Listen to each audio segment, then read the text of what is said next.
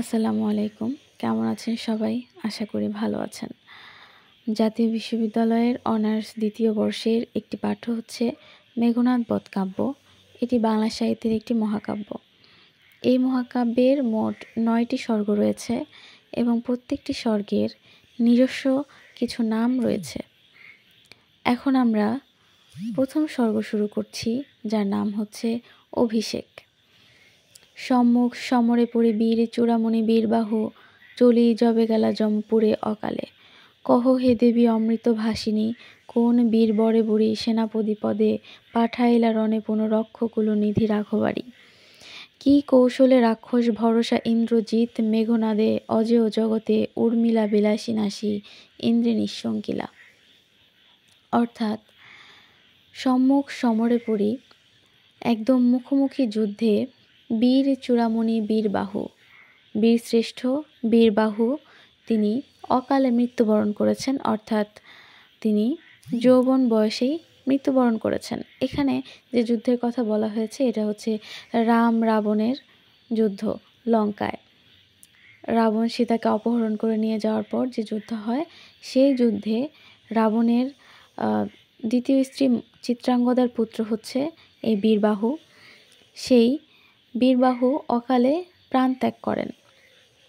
এখানে কবি বলছেন, কহ হে দেবী অমৃত ভাসিনী, কোন বীর বরে বুড়ি সেনাপতি পদে, পাঠাইলা রণে পুনঃ রক্ষকুলনিধি রাঘবাড়ি। তিনি দেবী সরস্বতীকে সম্বোধন করে বলছেন, হে দেবী, তুমি বলে দাও এরপরে কোন বীরকে এই রাঘবাড়ি, অর্থাৎ রাঘব মানে হচ্ছে রাম, সেই রামের ওড়ি মানে হচ্ছে রাবণ, সেই রাবণ কোন বীরকে সেনাপতি পদে বরণ করে নিলেন এই বীরবাহুর মৃত্যুর পর, এটা তিনি দেবী সরস্বতীকে বলতে বলছেন। এবং কি কৌশলে রাক্ষস ভরসা ইন্দ্রজিৎ, মেঘনাদে অজেয় জগতে উর্মিলা বিলাসী নাসী ইন্দ্রে নিঃশঙ্কিলা।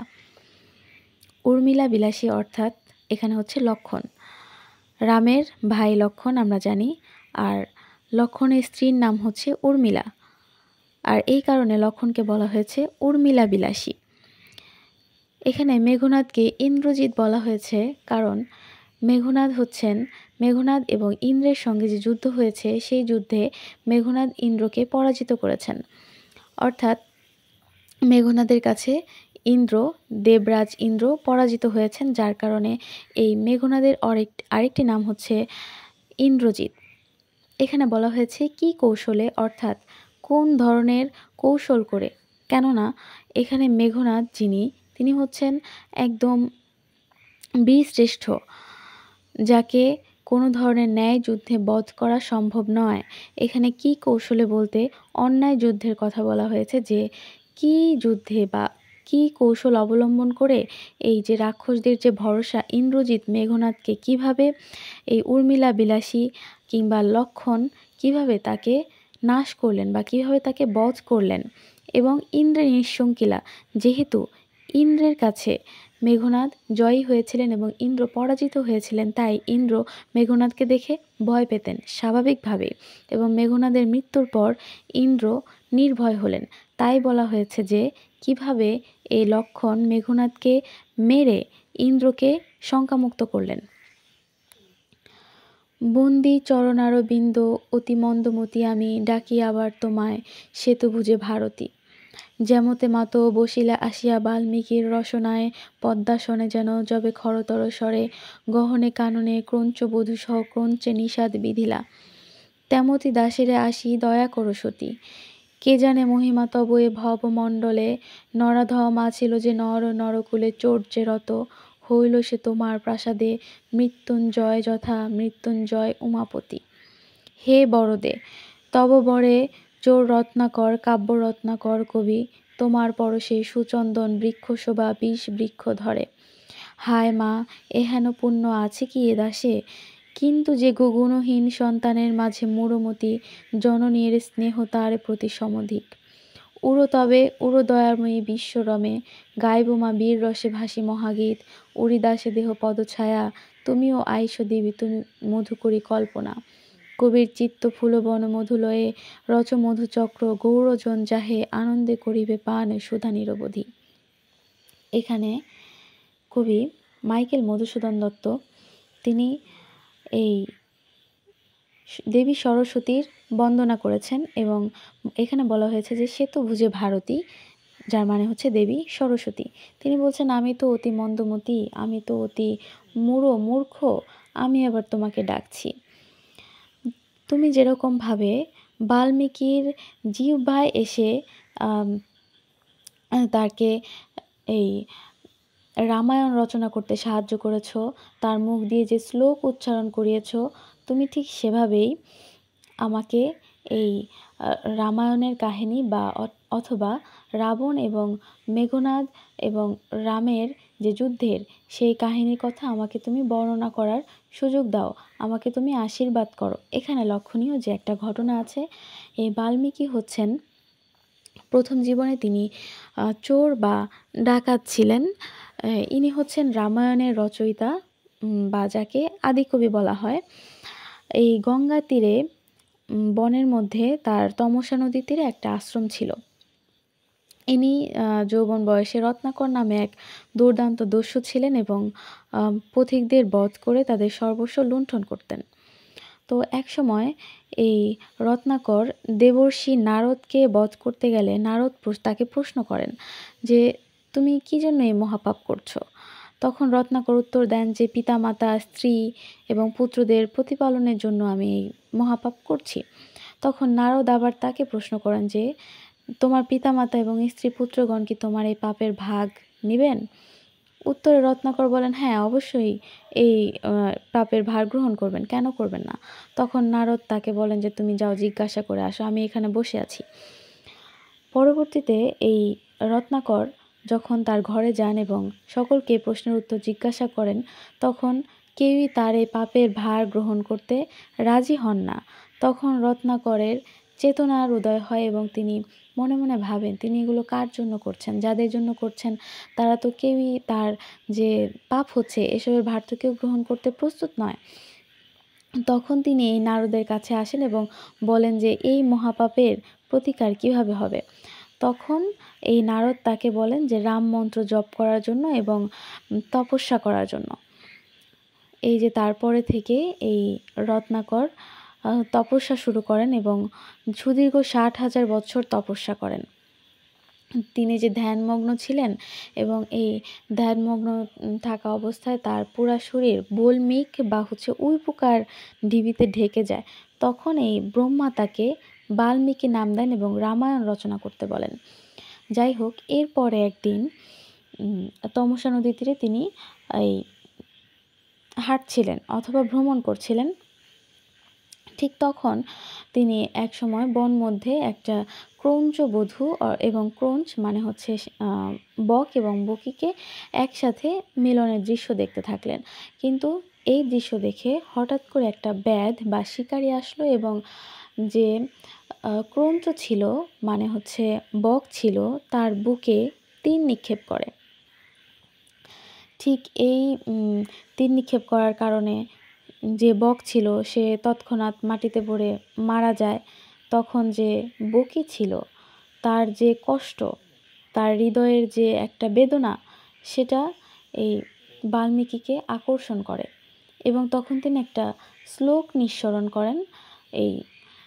সেই শ্লোকটা, যদিও তিনি একজন দস্যু ছিলেন, এই শ্লোকটা যখন তার মুখ থেকে নিঃসরণ হয় কবির কল্পনায় যে এই দেবী সরস্বতী তার জিহ্বায় বসেই এই শ্লোকটা নিঃসরণ করেছেন। আর এই কারণেই এই কবি এখানে বলেছেন যে যেভাবে তুমি বাল্মীকির রসনায় অর্থাৎ বাল্মীকির জিহ্বায় বসে এই শ্লোকটা উচ্চারণ করতে দিয়েছ, ঠিক সেভাবেই তুমি আমাকে দয়া করো, আমি যেন এই যে এই গীত, এই যে এই রাম এবং রাবণের যে মহাকাহিনী, এটা যেন আমি বর্ণনা করতে পারি। এখানে বলা হয়েছে, হে বরদে তবে তব বরে চোর রত্নাকর কাব্য রত্নাকর কবি, তুমি আশীর্বাদ করো, অর্থাৎ হে আশীর্বাদী মাতা তুমি আশীর্বাদ করো যেন তোমার আশীর্বাদে যেভাবে এই চোর রত্নাকর কাব্য রত্নাকর কবি হয়েছিলেন, ঠিক সেভাবেই যেন আমি সব কিছু ভালো মতো বর্ণনা করতে পারি। আবার তিনি বলেছেন যে কে জানে মহিমা তব এ ভবমণ্ডলে, নরাধম আছিল যে নর নরকুলে, চোর যে রত হইল সে তোমার প্রসাদে মৃত্যুঞ্জয়, যথা মৃত্যুঞ্জয় উমাপতি। অর্থাৎ এই যে চোর যে রত ছিলেন কে, ইনি হচ্ছেন বাল্মীকি। সেই বাল্মীকিকে বলা হয়েছে যে তোমার আশীর্বাদে, তোমার বরে এই সে মৃত্যুঞ্জয় হলো, অর্থাৎ সে মৃত্যুকে জয় করলো। যেরকম মৃত্যুঞ্জয় হচ্ছেন উমাপতি, মানে হচ্ছে শিব। এখানে মৃত্যুঞ্জয় বলা হয়েছে এই কারণে যে বাল্মীকি তো মারা গিয়েছেন, কিন্তু মারা যাওয়ার পরেও বাল্মীকিকে আজও মানুষ মনে রাখে, এই জন্য তাকে মৃত্যুঞ্জয় বলা হয়েছে। সুচন্দন বৃক্ষ শোভা 20 বৃক্ষ ধরে, হায় মা এ হেন পুণ্য আছে কি এ দাসে। অর্থাৎ তোমার স্পর্শে যে বৃক্ষ, যে বৃক্ষ 20 ধরে, সে বৃক্ষ কিন্তু চন্দনের মতো শোভা দেয়। আমি যে তোমাকে ডাকছি, আমার কি সেই পুণ্য আছে? আমি কি সেরকম কাজ করেছি যে তুমি আমার ডাকে সাড়া দেবে? কিন্তু এখানে আবার কবি বলেছেন যে কিন্তু যে গো গুণহীন সন্তানের মাঝে মূঢ়মতি, জননীর স্নেহ তার প্রতি সমধিক। অর্থাৎ অনেক সন্তানের মাঝে যে সন্তান অনেক বোকা হয়, অনেক দুর্বল হয়, তার প্রতি কিন্তু জননীর স্নেহটা সর্বাধিক থাকে। এভাবে এই কথা বলে তিনি নিজেকে আবার সান্ত্বনা দিয়েছেন। বলেছেন উড়ো তবে উড়ো দয়াময়ী বিশ্বরমে, অর্থাৎ তুমি আবির্ভূত হও এই পৃথিবীতে, তুমি দয়াময়ী রূপে আবির্ভূত হও। গাইব মা বীর রসে ভাসি মহাগীত, উড়ি দাসে দেহ পদছায়া। আমি এই মহাগীত গাব বীর রসে ভেসে, তুমি আবির্ভূত হও, আমাকে পদছায়া দাও। তুমিও আইসো দেবী, তুমি মধু করি কল্পনা, কবির চিত্ত ফুলবন মধুলয়ে রধু মধু রচ মধুচক্র, গৌরজন যাহে আনন্দে করিবে পান সুধা নিরবধি।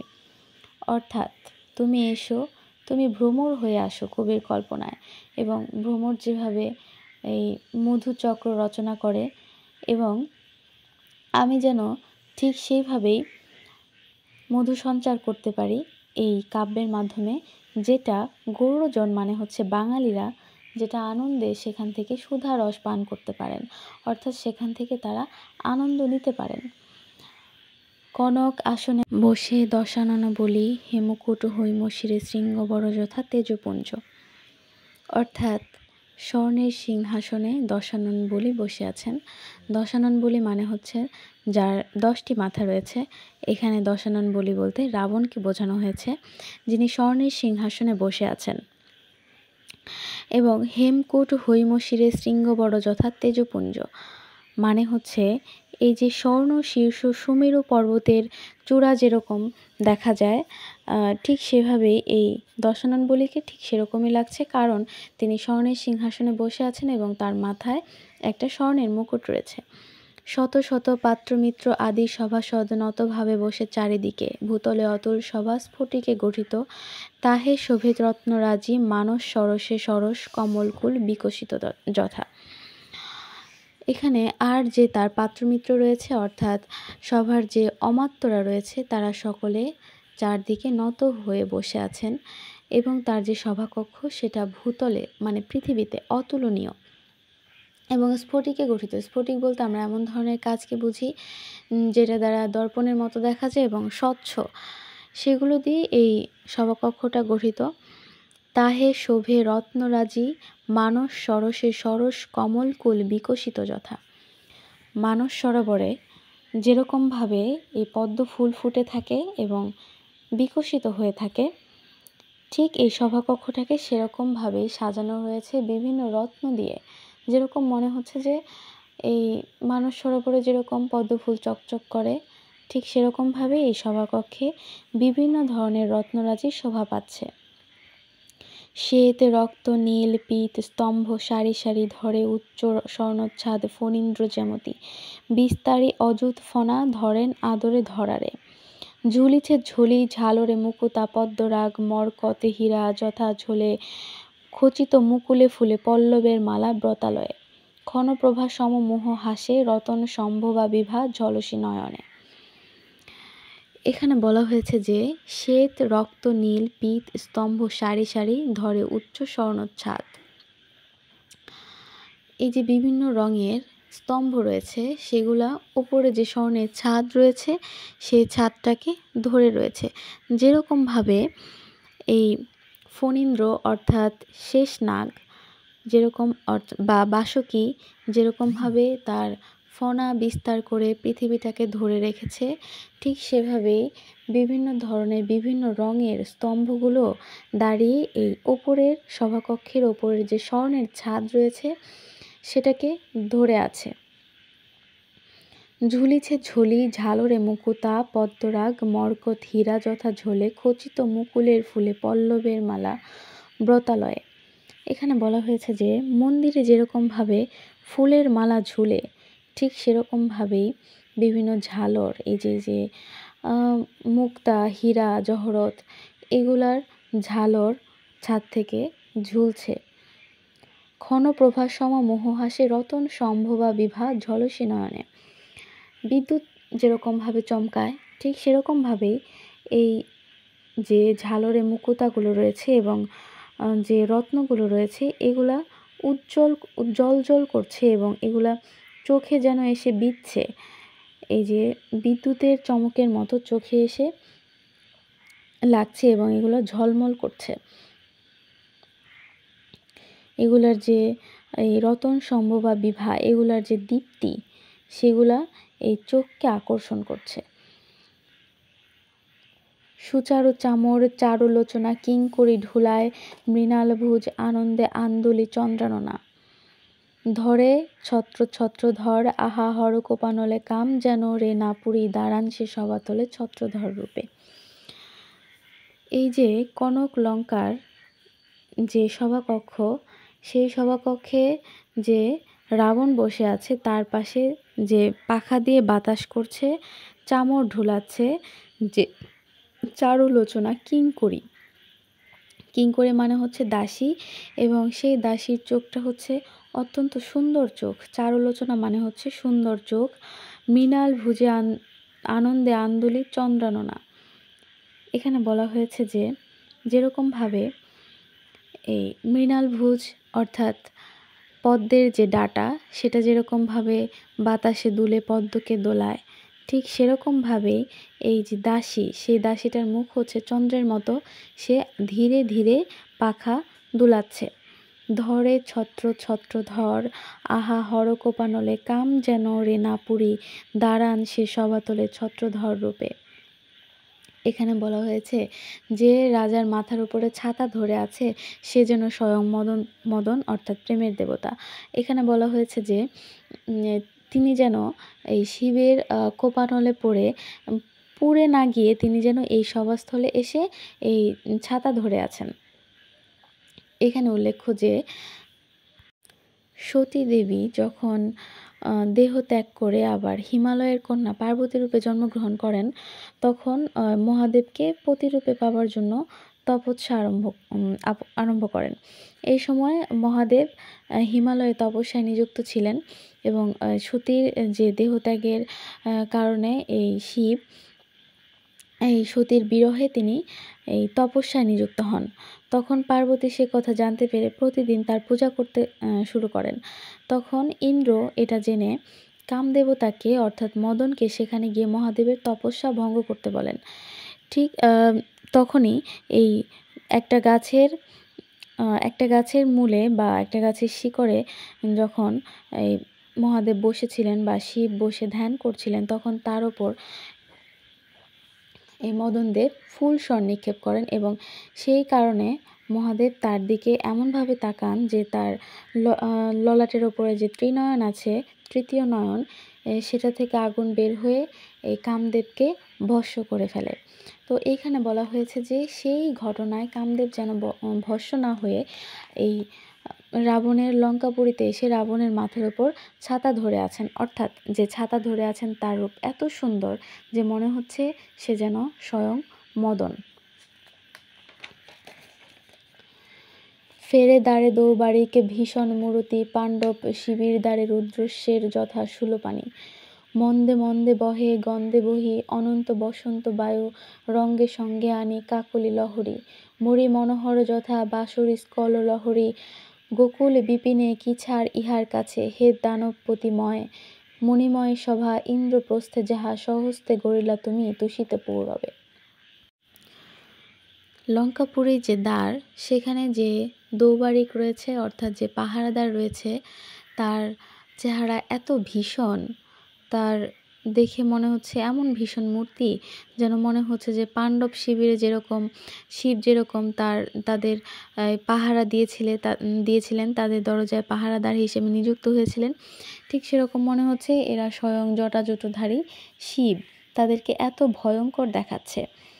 মন্দে মন্দে বহে গন্ধে বহি অনন্ত বসন্ত বায়ু, অর্থাৎ ধীরে ধীরে বসন্তের বায়ু বইছে এবং সেটা সাথে নিয়ে আসছে সুগন্ধ বয়ে নিয়ে আসছে। রঙ্গে সঙ্গে আনি কাকলি লহরী, এবং এটার সাথে পাখির কলকাকলির আওয়াজ আসছে। মরি মনোহর যথা বাঁশুরিস্কর লহরী গোকুল বিপিনে।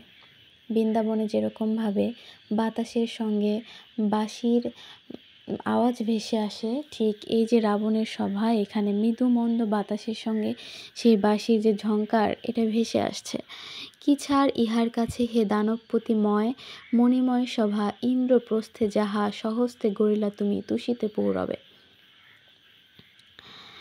এখানে এই একজন রয়েছেন হচ্ছে দানবপতিময়, যিনি এই যে মানুষের মধ্যে যেরকম রয়েছেন যারা শিল্পের কারিগর, ঠিক এরকম ময় দানব হচ্ছেন ঠিক সেরকমভাবে শিল্পের কারিগর, যিনি বিভিন্ন ধরনের স্থাপত্য শিল্প গড়তেন।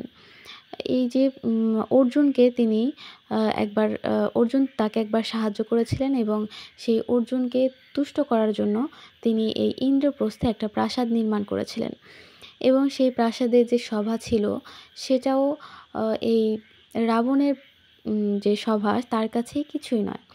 এহেন সভায় বসে রক্ষ কুলপতি বাক্যহীন পুত্র শোকে, ঝড় ঝড় ঝড়ে অবিরল অশ্রুধারা, তৃতীয়া বসনে যথা তরু, তীক্ষ্ণ স্বর সরস শরীরে বাজিলে কাঁদে নীরবে।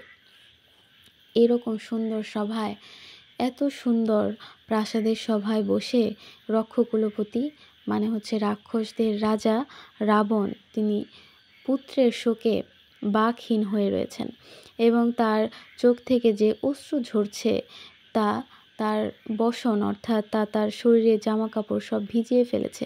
যেরকমভাবে একটা বৃক্ষকে যখন তিন নিক্ষেপ করা হয়, তখন তার দেহ থেকে যেরকম রক্তের মতো যেরকম রস বের হয়ে ভিজে যায় এবং সে মনে হচ্ছে যে নীরবে কাঁদে, ঠিক সেভাবে এই রাবণ চোখের জলে নীরবে তিনি কাঁদছেন বসে। কর জোর করি দাঁড়ায় সম্মুখে ভগ্ন দুধ, ধূসরিত ধুলায় শুনিতে আর্দ্র সর্বকলেবর। এখানে একজন ভগ্নদূত আসছেন, যিনি হচ্ছেন খারাপ সংবাদ বহনকারী, তাকে বলি আমরা ভগ্নদূত।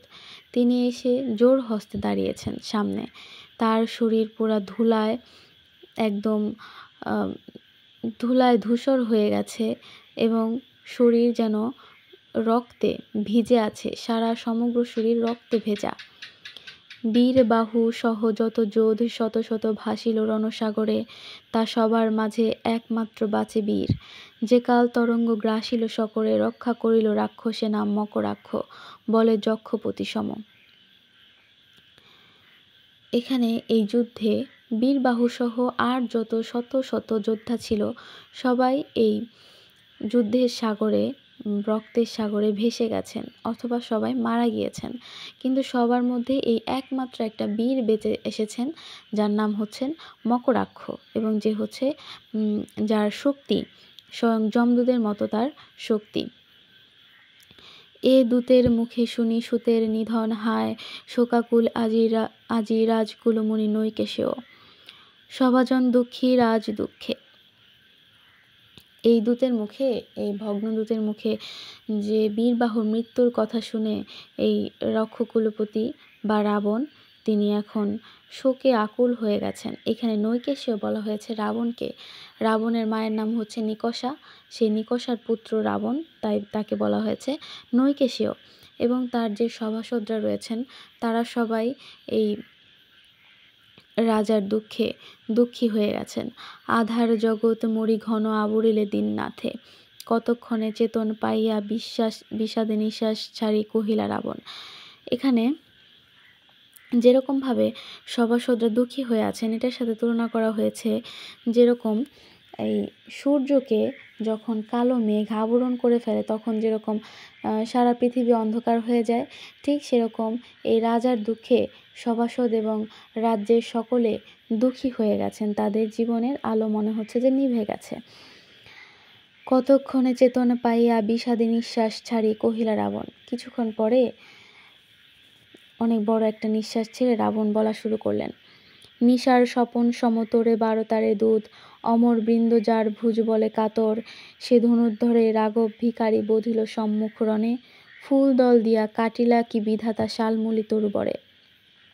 তিনি এখানে আক্ষেপ করছেন যে তার এই যে একটা বার্তা, এই যে তার পুত্রের মৃত্যুর সংবাদ এই ভগ্নদূত এনে দিয়েছে, এটা তার কাছে যেন রাত্রের স্বপ্নের মতো লাগছে। অর্থাৎ তার পুত্র হচ্ছে পরাক্রমশালী বীর, তাকে মারা তো এত সহজ নয়, এবং যার বাহুবলে, যার বাহুর শক্তিতে স্বয়ং যে অমরবৃন্দ আছেন অর্থাৎ যে দেবতারা আছেন তারা ভয় পায়, সেই বীর পুত্রকে কিনা এই রাম সে এই সম্মুখ যুদ্ধে মেরে ফেলেছে, এটা যেন তার বিশ্বাসই হচ্ছে না।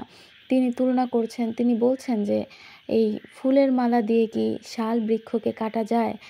অর্থাৎ এই যে সামান্য যে রাঘব বা রাম, তিনি তাকে ভিখারি বলে সম্বোধন করেছেন যে এই সামান্য ভিখারি রাঘব তার পুত্রকে কিভাবে মেরে ফেললেন, এটা কি আদৌ সম্ভব।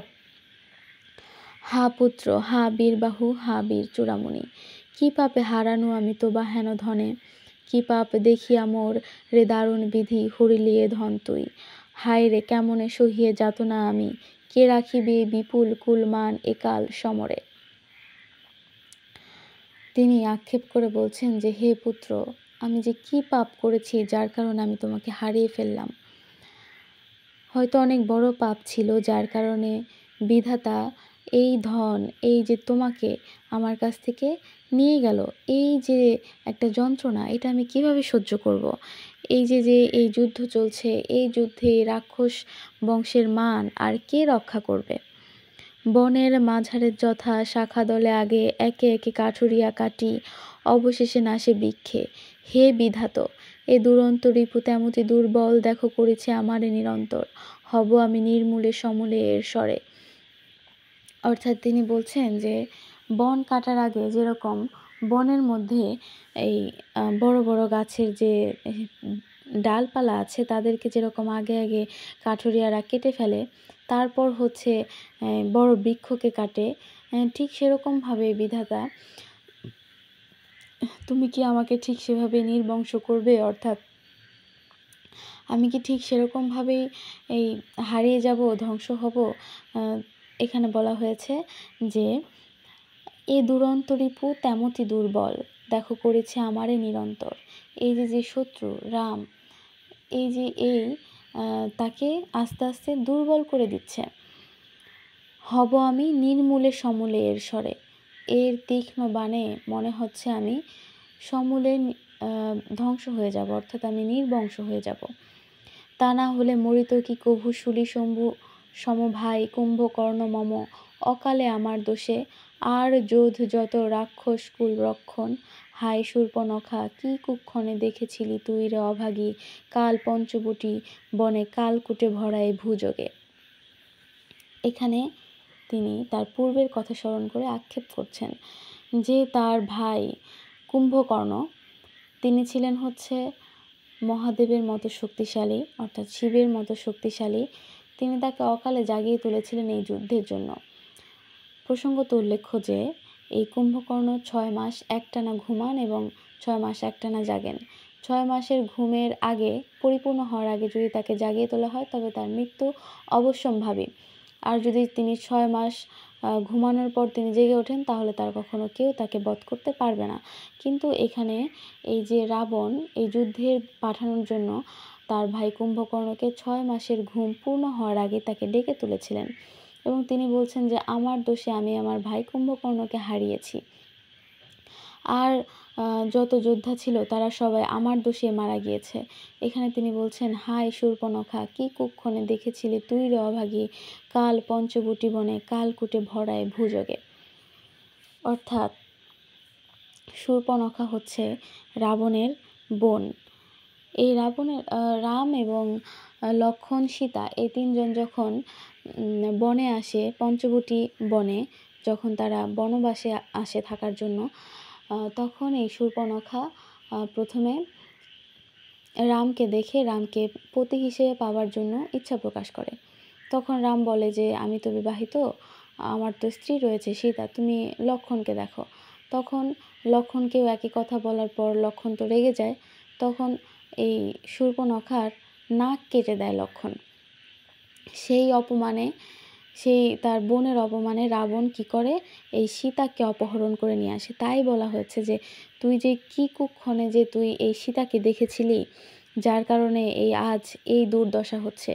কি কুক্ষণে তোর দুঃখে দুঃখী পাবক শিখারূপিণী জানকীরে আমি আনিনু এ হইম গেহে। অর্থাৎ কি কারণে যে আমি এই সীতাকে এখানে নিয়ে আসলাম তোর কথা শুনে। এখানে জানকী বলা হয়েছে, সীতা হচ্ছেন জনক রাজার কন্যা, এই জন্য সীতাকে বলা হয়েছে জানকী। এবং পাবক শিখারূপিণী বলা হয়েছে, অগ্নিশিখার মতো এই সীতাকে এই স্বর্ণের লঙ্কায় আনার কারণে সব কিছু নষ্ট হচ্ছে, সব কিছু ধ্বংস হচ্ছে।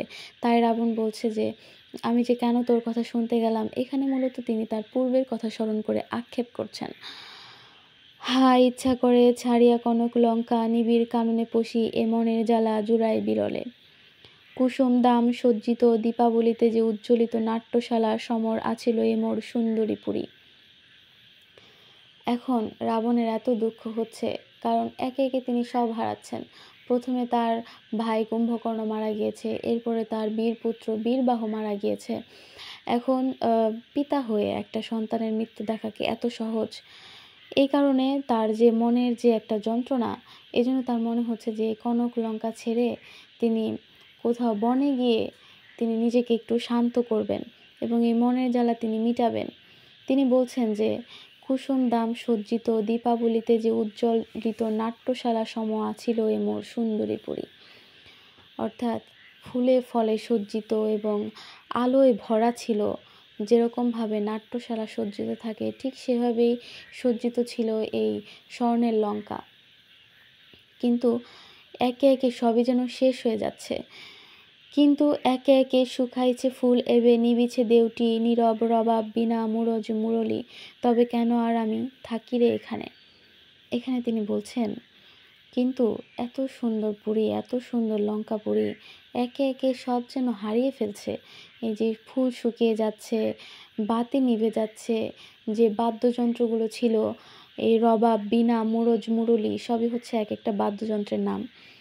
এই বাদ্যযন্ত্র সব কিছু আস্তে আস্তে নিস্তেজ হয়ে গেছে, বন্ধ হয়ে গেছে। সবাই যখন চলে যাচ্ছে, তাহলে আমি এই স্বর্ণলঙ্কায় কিভাবে থাকব? আমার তো এখানে থাকা আর চলে না। আজকে এই পর্যন্তই। আগামী ক্লাসে আমরা এরপর থেকে আলোচনা করব। ততক্ষণ সবাই ভালো থাকবেন, সুস্থ থাকবেন। আল্লাহ হাফেজ।